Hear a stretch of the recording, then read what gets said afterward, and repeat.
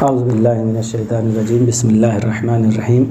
اس میں متمکن کی بحث چل رہی تھی، جس میں سے مفرد منصرف صحیح اور مفرد منصرف قائم مقام صحیح، جمع مکسر منصرف، اس کا اعراب گزر گیا کہ یہ حالت رفع میں ضمہ، حالت نصب میں فتحہ، حالت جر میں کسرہ کے ساتھ ہوگا۔ دوسرا یہ گزرا کہ جمع مؤنث سالم کا اعراب کیا ہوگا۔ جمع مؤنث سالم کا اعراب یہ ہوگا کہ حالت رفع میں ضمہ کے ساتھ، حالت نصب و جر میں کسرے کے ساتھ، حالت نصب و جر میں کسرے کے ساتھ ہوگا، جیسے مسلمات مسلمات مسلمات اس کا ہوگا۔ پھر غیر منصرف کا اعراب بھی گزر گیا ہے۔ غیر منصرف کا اعراب یہ ہوگا کہ حالت رفع میں ضمہ کے ساتھ، حالت نصب و جر میں فتحہ کے ساتھ، جیسے جانی احمد و رائت احمدہ مررت بے احمدہ، ٹھیک، بے احمدہ ہونا چاہیے لیکن یہ غیر منصرف ہے اس لیے بے احمدہ ہوگا۔ ان تینوں کا اعراب گزر گیا تھا۔ اب بتا رہے ہیں کہ اسماء ستہ مکبرہ کا اعراب کیا ہوگا۔ اسماء ستہ مکبرہ، اسماء ستہ مکبرہ یعنی 6 اسم ہیں: ابن، اخن، حمن، حنون، فمن، ذو مالن۔ کہہ رہے ہیں ابن کا معنی کیا ہے؟ ابن کا معنی ہے باپ، اخن کا معنی ہے بھائی، حمن کا معنی ہے دیور، حنون کا معنی ہے شرمگاہ، اور فمن کا معنی ہے منہ، ذو مالن کا معنی ہے صاحب مال، صاحب ثروت۔ کرے ان کے اعراب کی 4 شرطیں ہیں، یعنی ان کو جو اعراب دیا جائے گا 4 شرطوں کے ساتھ ان کو اعراب دیا جائے گا۔ پہلی شرط یہ ہے کہ یہ اسماء واحد ہوں، تثنیہ جمع نہ ہوں، یعنی اسماء ستہ مکبرہ مواحدہ۔ اس طریقے سے اگر یاد کر لیجئے گا تو اسماء ستہ مکبرہ مواحدہ، مکبرہ معنی کبیر ہوں، صغیر نہ ہوں۔ دوسری شرط یہ ہے کہ یہ اسماء مکبرہ ہوں، مصغرہ نہ ہوں، تصغیر نہ ہوں، مکبرہ ہوں۔ اور تیسری شرط یہ ہے کہ یہ اسماء مضاف ہوں، یہ اسماء مضاف ہوں۔ چوتھی شرط یہ ہے کہ یا متکلم کی طرف مضاف نہ ہو، مضاف ہو لیکن یا متکلم کی طرف مضاف نہ ہو، تو ایسی صورت میں ان کو اعراب دیا۔ جب یہ چاروں شرطیں پائی جائیں تو ان کا اعراب بالحروف ہوگا، ان کا اعراب بالحروف ہوگا، یعنی واو ہوگا، الف ہوگا، یا ہوگا، ان 3 کے ساتھ ہوگا۔ جیسے یعنی حالت رفع میں واو کے ساتھ ہوگا، اور حالت نصب میں الف کے ساتھ ہوگا، اور حالت جری میں یا کے ساتھ ہوگا۔ جیسے جاء ابوکا، جاء ابوکا، یہاں پہ واو کیا ہے؟ یہ حالت رفع میں ہے، ضمہ کی جگہ ہے، یعنی کہا جائے یہ اعراب بالحروف ہے۔ جاء ابوکا، آپ کے والد صاحب آئے۔ رأیت اباکا، اب یہاں پہ حالت نصب میں کیا ہے؟ الف کے ساتھ ہے، ہونا چاہیے زبر لیکن یہاں پہ الف ہے۔ رأیت اباکا، میں نے آپ کے والد صاحب کو دیکھا۔ مررت بے ابیکا، میں نے آپ کے والد صاحب کے قریب، میں آپ کے والد صاحب کے قریب سے گزرا۔ مررت بے ابیکا، تو یہاں پہ اعراب ہے لیکن اعراب بالحروف ہے، حالت رفع میں واو کے ساتھ ہے، حالت نصب میں الف کے ساتھ ہے، اور حالت جر میں یہ کے ساتھ ہے۔ یہ اسماء ستہ مکبرہ مواحدہ کا اعراب ہوتا ہے۔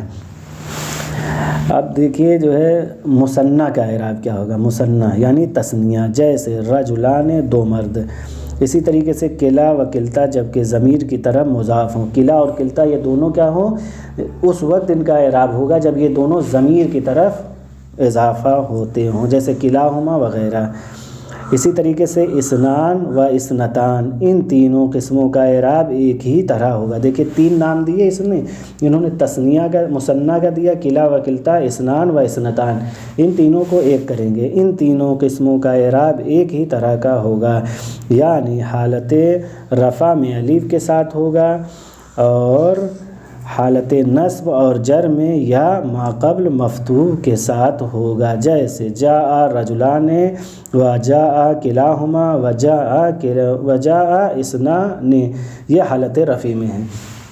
یعنی اگر کہہ دیا 2 آدمی آئے ہیں تو اس کا مطلب ہوگا کہ یہ حالت رفع میں ہے، تو 2 آدمی آنے والے کیا ہیں؟ اب یہاں پہ جب رہے گا تو جاء رجلان کہیں گے، یہ الف آئے گا۔ حالت رفع میں کیا آئے گا؟ تثنیہ کے اعراب حالت رفع میں الف کے ساتھ آئے گا، اور حالت نصب و جر میں، یعنی ہم نے کہا مررت بے رجلین، مررت بے رجلین، یا رأیت رجلین کہیں گے۔ رجلین اب اس لیے کہیں گے کہ یہ حالت نصب میں، رأیت فعل و فاعل ہو گیا، اب یہ نصب منصوب واقع ہوتا ہے رجلین۔ تو اب کہہ رہے ہیں کہ یا ما قبل مفتوح ہوگا، رجلین، رجلین یا ہے اور ما قبل کیا ہے مفتوح ہے۔ اسی طریقے سے مررت بالرجلین، تثنیہ کا اعراب کیا ہے، حالت رفع میں الف کے ساتھ ہے اور حالت نصب و جر میں یا ما قبل مفتوح کے ساتھ ہے، اسے تثنیہ کا اعراب کہتے ہیں۔ یعنی کہیں بھی آپ دیکھیے تثنیہ آ رہا ہے، آیت حدیث روایت کہیں بھی پڑھیے تثنیہ کا صیغہ آ رہا ہے تو آپ کو اس پہ فوکس کرنا ہے، توجہ اپنے آپ کو دلانا ہے کہ یہ حالت رفع میں ہے، یعنی فاعل خود واقع ہو رہا ہے یا جو ہے مبتدا کی طرح واقع ہو رہا ہے یا جو ہے منصوب واقع ہو رہا ہے یا مجرور واقع ہو رہا ہے۔ اگر مرفوع واقع ہو رہا ہے تو الف کے ساتھ ہوگا، رجلان 2 ہوگا۔ اگر جو ہے واقع ہو رہا ہے منصوب یا جو ہے مجرور تو ایسی صورت میں یا ما قبل مفتوح ہوگا، یا ما قبل مفتوح ہوگا۔ جیسے رجلین، رائے تو رجلین، مررت برجلین، یہ آیت حدیث میں دیکھنا پڑے گا۔ اسی طریقے سے انہوں نے مررت برجلین وکلائہما واثنین، یہ حالت جری میں ہیں، حالت نصبی میں بھی اسی طریقے سے ہیں، حالت جری میں بھی یا ما قبل مفتوح۔ کلا کلتا تثنیہ نہیں ہے، البتہ تثنیہ کے حکم میں ہے، یہی حال اثنان اور اثنتان کا ہے۔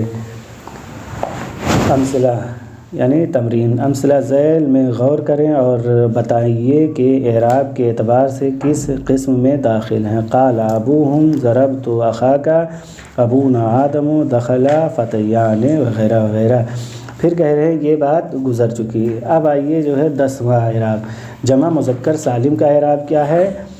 جمع مذکر سالم کا اعراب جیسے جمع مذکر سالم جیسے مسلمون، سالم یعنی جس کے واحد کی بنا نہ ٹوٹی ہو، اور اولو یہ ذو کی جمع ہے، یہ بھی اسم ظاہر کی طرح مضاف ہوتا ہے، جیسے یہ اولو ہو گیا۔ پھر 12واں عشرونہ سے لے کر تسعونہ یعنی 20 سے لے کر کتنا ہے 90 تک، تمام دہائیوں یعنی 30 40 50 60 70 80 اور کیا ہے 90، یہ سب کہہ رہے ہیں ان لوگ کا اعراب، ان تینوں کا اعراب۔ دیکھو ان تینوں کو بھی سمیٹ دیے، ان تینوں کو بھی سمیٹ دیے، یعنی تین کو کہیں کہیں 2 کو سمیٹا ہے، کہیں کہیں 3 کو، تو اسی لیے انہوں نے کہا اس میں متمکن کی 16 قسمیں ہیں اعراب کے اعتبار سے، لیکن اصل ہے کیا 9 ہی ہیں، کیونکہ نام الگ الگ دے دیا ورنہ ہے 9 قسمیں۔ تو کہہ رہے ہیں ان تینوں قسموں کا اعراب یعنی جمع مذکر سالم، اولو اور عشرونہ یعنی دہائیوں کا اعراب، ان تینوں کا اعراب ایک ہی طرح کا ہوگا، یعنی حالت رفع میں واو ما قبل ضمہ کے ساتھ جیسے مسلمون، ٹھیک، اور حالت نصبی و جری میں یا ما قبل کسرہ کے ساتھ ہوگی، جیسے جاء مسلمون، کیا ہے مسلمون میں کیا ہے واو ہے، واو ما قبل کیا ہے ضمہ ہے، حالت رفع میں کیا بتایا واو ما قبل مضموم کے ساتھ، تو یہ جاء مسلمون یہ کیا ہو گیا حالت رفع میں۔ وَأُولُو مَالٍ وَعِشْرُونَ رَجُلًا یہ حالت رفعی میں ہیں، ٹھیک۔ اسی طریقے سے رأیت مسلمین یہ حالت نصب میں ہو گیا، ٹھیک۔ حالت نصب میں کیا اعراب تھا جمع مذکر سالم کا کہ یا ما قبل مکسور ہو، دیکھ لیے یا ہے اور ما قبل کیا ہے مکسور ہے۔ وَأُولِي مَالٍ وَعِشْرِينَ رَجُلًا یہ حالت نصبی میں ہے۔ اسی طریقے سے مررت حالت جر میں آ رہا ہے، مررت بالمسلمین وَأُولِي مَالٍ وَعِشْرِينَ رَجُلًا۔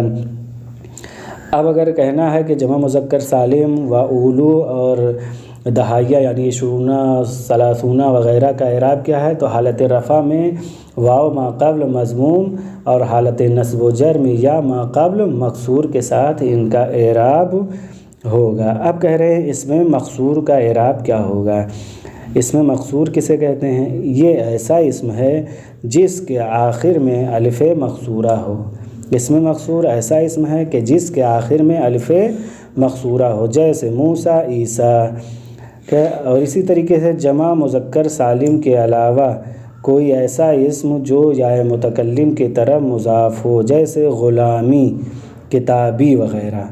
کہہ رہے ہیں جمع مذکر سالم کے علاوہ کوئی بھی اسم اگر یا متکلم کی طرف اضافہ ہو، یا متکلم کی طرف اضافہ ہو تو اس کا اعراب یعنی اس میں مقصورہ اور ایسا اسم جمع مؤنث سالم جمع مذکر سالم کے علاوہ ایسا اسم جو یا متکلم کی طرف اضافہ ہو تو اس کا اعراب کیا ہوگا؟ کہہ رہے ان دونوں کا اعراب یعنی ان دونوں کا اعراب تقدیری ہوگا، یعنی لفظوں میں ظاہر نہیں ہوگا، یعنی حالت رفع میں بھی ضمہ تقدیری، حالت نصب و جر میں بھی کیا رہے گا؟ حالت نصب میں تقدیری فتحہ، حالت جر میں تقدیری جر کسرہ کے ساتھ ہوگا۔ یعنی کیا کہیں گے؟ جاء موسیٰ، محلن کیا مانیں گے کہ جاء موسیٰ یو، جاء موسیٰ یو، یہ پر ضمہ مانیں گے تقدیراً، لیکن ظاہراً کچھ نہیں مانیں گے، ظاہراً تقدیری، ظاہراً جو ہے کچھ نہیں، ظاہراً موسیٰ ہی پڑھیں گے لیکن تقدیراً ضمہ مانیں گے۔ جاء موسیٰ رأیت موسیٰ مررت بموسیٰ، تو کہہ رہے ہیں اسم مقصورہ کا اعراب حالت رفع میں ضمہ تقدیری، حالت نصب میں تقدیری فتحہ، حالت جر میں تقدیری کسرہ کے ساتھ ان کا اعراب ہوگا۔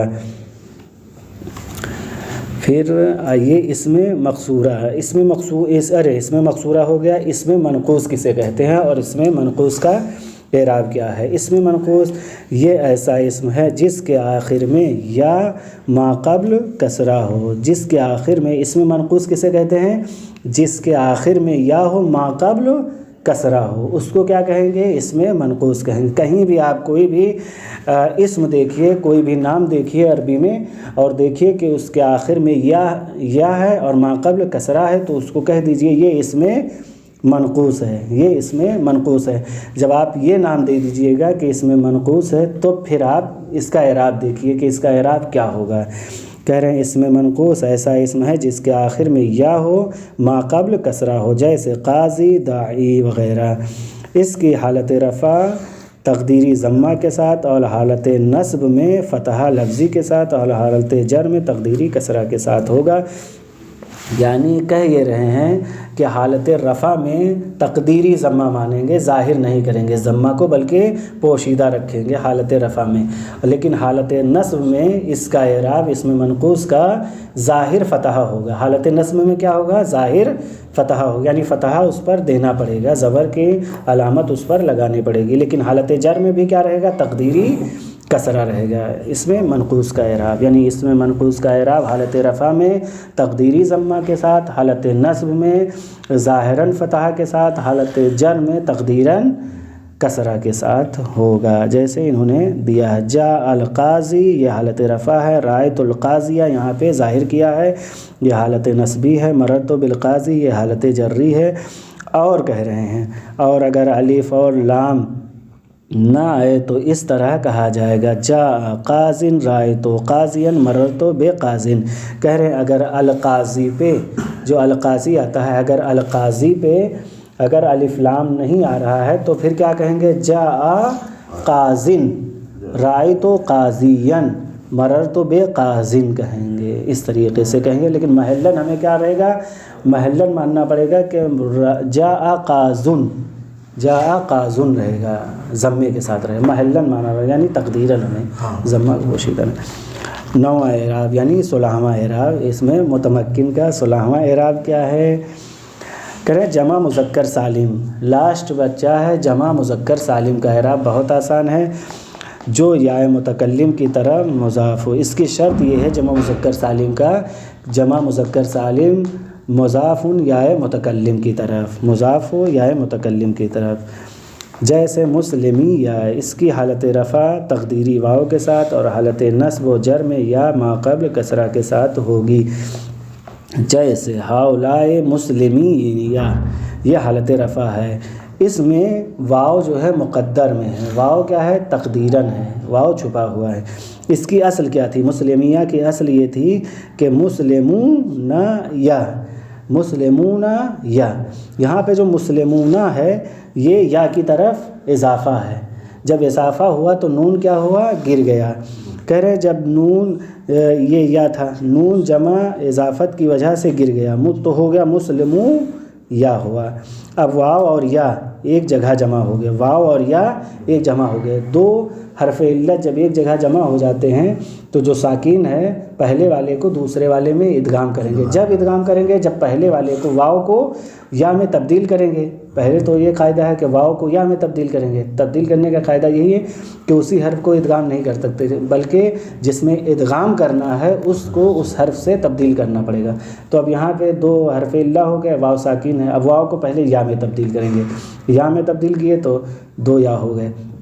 اب ایسی صورت میں یا کو یا میں ادغام کر دیں گے تو ہو جائے گا مسلمو یا، مسلمو یا ہو گیا. ٹھیک.